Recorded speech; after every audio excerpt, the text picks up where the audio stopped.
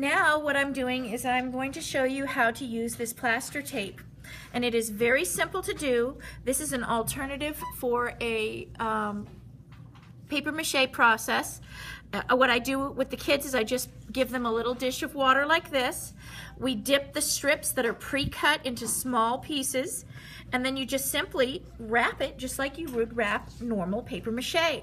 And once I put it on, I'm wrapping it up tight, wrapping it around, and once you have it on, then you just simply kind of rub it in gently with your finger. It's kind of like you're going to pet an animal. Just kind of go in one direction.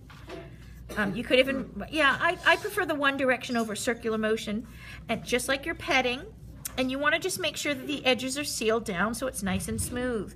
Now with this plaster tape, you can also create some 3D effects if you'd like and build up areas. You know, if you want to make some kind of scale or something sticking up here, you just form it, some thin, like kind of like a scale coming down or a fin coming down the back. You just form it. Once you've already applied plaster to the base, form it and then kind of rub it in so that it kind of activates it and gets it nice and smooth. And then if you leave it there, you're going to have a raised up surface here. So it's up to you how you want to apply it. You can even do some, leave it bumpy after you've done one coat of this entire thing. Then if you want to add little bumps to it, you can add bumps and things to it like this. Let it dry and it's going to harden that way. So however you leave this is the way it's going to harden. So you can achieve textures, make patterns with this plaster tape and all of that. But the first thing you need to do is do a thin base coat over everything. I would say 2 coats. 2 to 3 coats is all you would need. And if you find bumpy areas like this, and if you don't want to have bumpy areas, just simply fill it in with your plaster tape so that it's a smooth surface area. The more you build up, obviously the smoother it's going to be. If you want to wrap it like this, watch. Layer, kind of fan fold it, and then wrap it around, and then blend it in. That's a thicker layer there, instead of just doing 3 coats. And then, of course, when you're doing your underside, always smooth it out. And, of course, don't forget the underside, too, filling this in. But that's basically how you're going to build up your layers with your plaster. And just judge it, assess as you're working. And once it looks all smooth and you think it's done, then you can start adding, textural detail like this. But I'm going to pull this off because I don't want that there. So it's up to you, like I said, how you're finishing this. But that's basically how you do your plaster tape. Okay, now the plastering has been completed, and you can see how it's a nice even coverage. And the dragon wings were added here. You can see a little bit of a lump here, but I'm not too concerned about it where the coat hanger is, because we'll be able to put some appendages and spikes and things up the back, and we'll be able to hide that. But I added some ears to this, some of these cool details, and I'll show you another student did some spikes up the back, so if you want to add things like this. And of course this one added a horn here, and the legs are a little bit smaller, so you can decide how you want to do your legs and your appendages and spikes and things. But now that this is done, and it takes about a day or 2 to dry, and then we're ready to paint it, and I'll show you the paint process next. All right, we're on the paint process now, and what we did is we painted the dragon underneath, as you can see here, one color, and then you want to flip this over? And then we painted the top of the dragon another color. And we made sure that we got every spot on the dragon, because that was important. Even in these little pores in here, you want to make sure you get every spot, and that's for craftsmanship. Like I do see one little spot right there. So we'll fix that spot, and then that'll be perfect.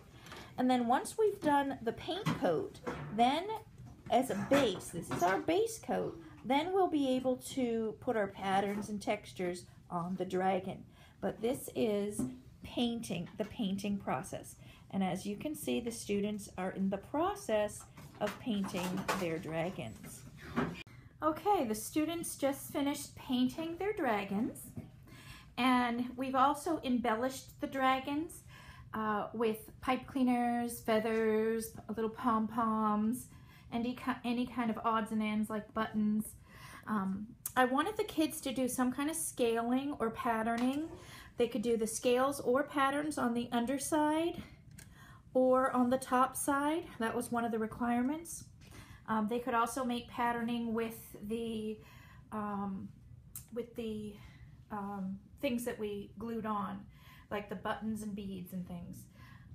This child did some gradations of color going from dark to light, the purple dragon, and then we also used some puffy paints and little metallic glitter paints and also glitter glues that they placed on their dragons. The group that I'm showing you now is from 8 to 12 years old, and then I'll show you the next group. Now, we have not attached the wings yet, but you can see how they use some kind of feathers for their details. We used toothpicks. Some kids chose to do toothpicks for the eyes. Let's see. Here's some, this was real clever. This is some feathers for the smoke coming out of the nose. We did some pony beads for eyes, or they could have used wiggle eyes. This student did a lot of patterning with the flames. This was a flame dragon. Nice detailing in the paint. And this is like scales going around the legs. And this one here has some really cool spiky beads coming up the sides. And now this group that I'm showing you now with the wings, this is ages, you can see how these wings are really beautiful. This is age 6 to 8, this group for students. A lot of these were first and second graders that created these. And this is with the wings attached. And we used a variety of sparkle materials for the wings. You can see some of it was transparent here. We got a cool patterning with the pipe cleaners here on the tail. And then we did some interesting curly cues.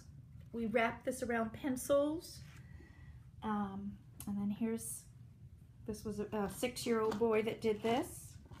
I have it kind of propped up on a box. Let's see. You can see here. With metallic shimmering wings. And then look at the creative ideas on this with these little beads coming off of, this is inside a flower here. These are the flower stamens from a plastic flower, and then we put some beads on the top.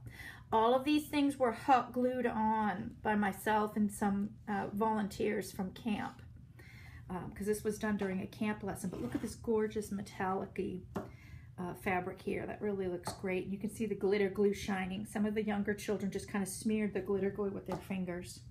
And now next I'm going to show you how we actually did the wings and how I attached the wings. Okay, right now I'm going to demonstrate how I did the wings. And what I did, I left the wings attached together. I didn't cut the coat hanger so that the kids could work on the dragon safely. And then what I did was I took just wire cutters and I found the center of the long area of the long bottom part of the coat hanger, and then I just clipped it, kind of bending back and forth. And then what I did was I took, and so that this is not a dangerous end, I just looped it around right here, and I made 2 loops, pressing with pressure, tip around, I'll show you here, and then loop it around so it's a small tight loop. Then I folded this out so that the coat hanger then becomes very straight. Straight, straight, straight. I also attached, before I added the wings, before I added the wing fabric, I also attached a piece of fishing line. And we wrapped it around the wires, and then I did a double knot in the center. And at the end, I did a double knot as well, right here.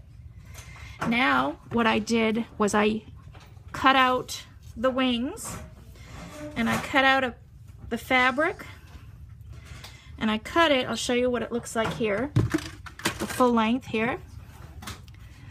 And this is the fold. I flipped it over, and then we cut some curves in the fold.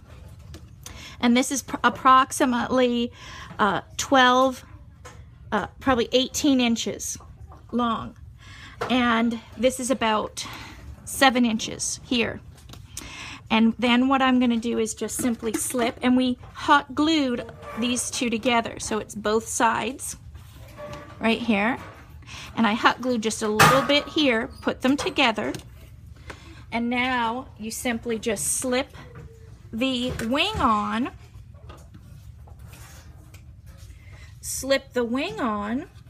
like this, and then put a little hot glue at the tip, like this. And this works for all different kinds of fabric, and I'll show you the ones, well, you've seen some of the finished ones from the little kids, and I'll show you the upper grades finished one in a minute. And then what I did was I ran a bead of glue here, a line of glue, and then you notice this is quite long, so I'm gathering as I'm hot gluing. So I pinch pleat, push, pinch pleat, pinch pleat right on top of the hot glue. And I do that in a row. And then we repeat for the other side. And sometimes if it's sheer or if it feels a little floppy here, what I've done is, and you can see how I left some areas because I just hot glued the tips. I put a little hot glue here as needed, just a tiny amount, and then I made sure that this is straight and pinch the hot glue. That way you have the full wing, like that. And that's basically how I made the wings. And this is the completed look once all the wings are attached and the embellishments are placed on. And for embellishments we used a little sparkly plastic gem jewels. We also used glittery pom-poms and a bit of feathers back here on the ends.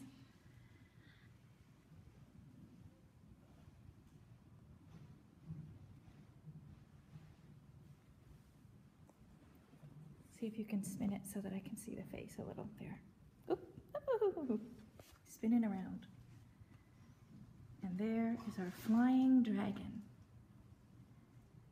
And you can position the string so he can be diving if he's facing down.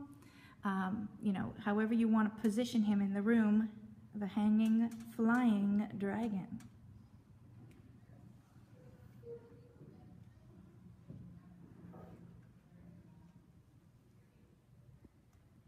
And how about up a little bit higher so we can see under tummy? So you can see the under tummy effect.